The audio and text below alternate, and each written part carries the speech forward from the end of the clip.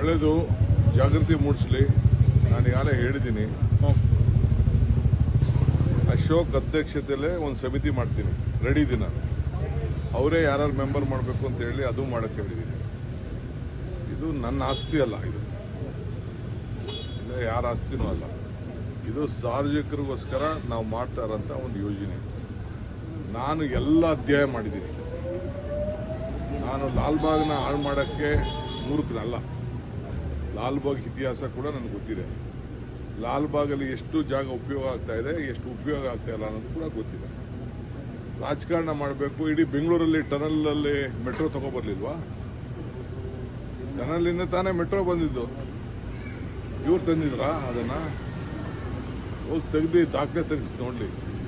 ನಾನು ಆವತ್ತು ಕೃಷ್ಣವ್ರ ಕಾಲದಲ್ಲಿ ಏನು ಒಂದು ವರದಿ ಏನು ಕೊಟ್ಟೆ, ನಾನು 10 ದೇಶಕ್ಕೆ ತಿರುಗಿಬಿಟ್ಟು ಬಂದು ವರದಿ ಕೊಟ್ಬಿಟ್ಟು, ಆವತ್ತಿನ ಕಾಲದಲ್ಲಿ ಟನಲ್ಲು ಒಂದು ಪ್ರಪೋಸಲ್ಲು ವಾಜಪೇಯಿ ಅವರು ಇದ್ದರು, ಅನಂತಕುಮಾರ್ ಇದ್ದರು ಡೆಲ್ಲಿಲಿ.